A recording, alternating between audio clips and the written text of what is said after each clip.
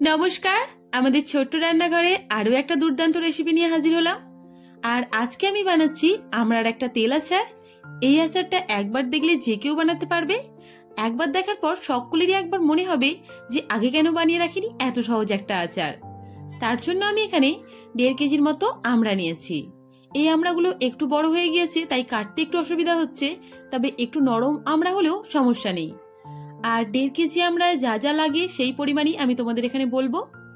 এই আমড়াগুলো কাটার পর হলুদ মাখিয়ে 2 ঘন্টার মতো রোদে দিতে হবে। তবে অবশ্যই লক্ষ্য রাখবে যে আমড়াগুলো যেন ধোয়ার পর কাটা হয়, কেটে আর ধোবে না। এবার একটা দারুণ মশলা তৈরি করে নেব। তার জন্য 2 চামচের মতো মৌরি নিচ্ছি, আর দেব 2 চামচ ধনে।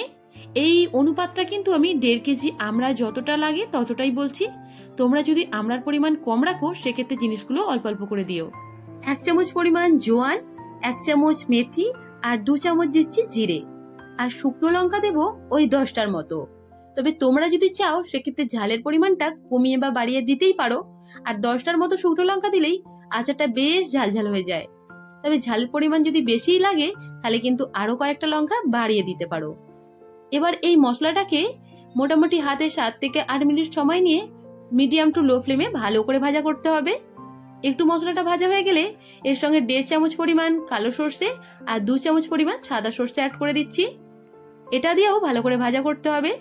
সর্ষে যেহেতু অল্প সময়ের মধ্যেই তেঁতো হয়ে যায় ভাজলে, তার জন্য পরে অ্যাড করছি। এখন মোটামুটি আমার মশলাটা ভাজা হয়ে গিয়েছে।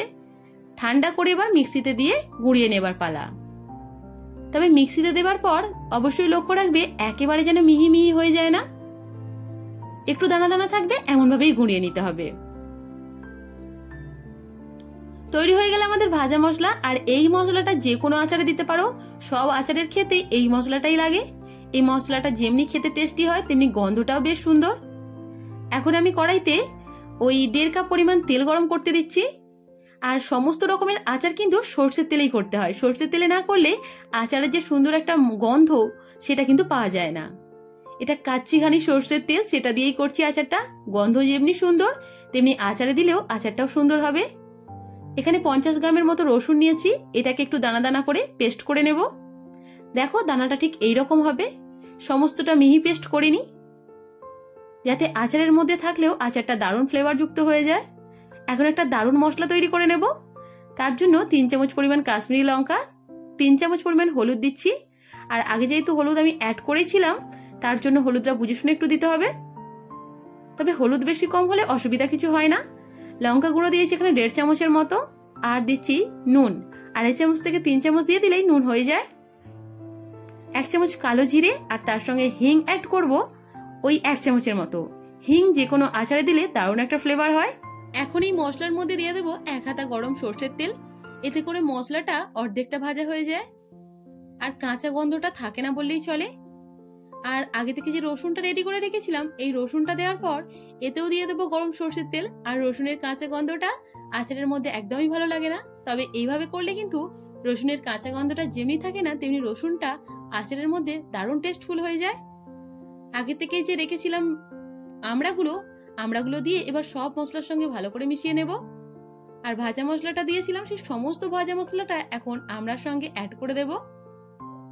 তেল যতটুকু দিয়েছি এর মধ্যে আর বাদবাকি তেল যেটা ছিল সেটাও দিয়ে দিলাম।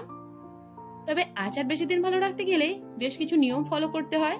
যেমন এর সঙ্গে 2 চামচ যদি ভিনিগার দেওয়া যায় তাহলে কিন্তু আচারটা 2 বছর টানা ভালো থাকে। এখন 1/3 কাপ দিয়ে দিলাম সর্ষের তেল, যেটা আমি গরম করতে দিচ্ছি। আর এই গরম সর্ষের তেল একটু হলেই 2 চামচ কাশ্মীরি লঙ্কা দিয়ে দেবো। তবে বেশি গরম করার দরকার নেই, বেশি গরম করলে কিন্তু লঙ্কাটা কালো হয়ে যাবে। এটা এবার আচারের মধ্যে দিয়ে দেবো, যাতে করে আচারটা বেশ লাল লাল দেখতে হয়। কোন রকম এক্সট্রা কালার না দিয়েও আচার সুন্দর লাল লাল ঝালঝাল করা যায় এই উপায়েই। এভাবে আচারটা তোমরা 2 বছর সংরক্ষণ করে রাখতে পারো। রোদে দিলে কিন্তু আর গ্যাসে বসাতে হয় না।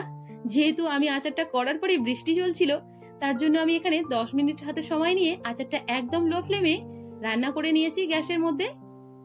তবে তোমরা যদি চাও 1 সপ্তাহ টানা রোদে দিলে কিন্তু আচারটা বেশ নরম হয়ে যায় আর খেতেও দারুণ টেস্টি হয়। আজকের এই রেসিপিটা যদি তোমাদের পছন্দ হয় অবশ্যই একটা লাইক করে দিও, আর পাশে থাকার জন্য চ্যানেলটাকে সাবস্ক্রাইব করে দিও।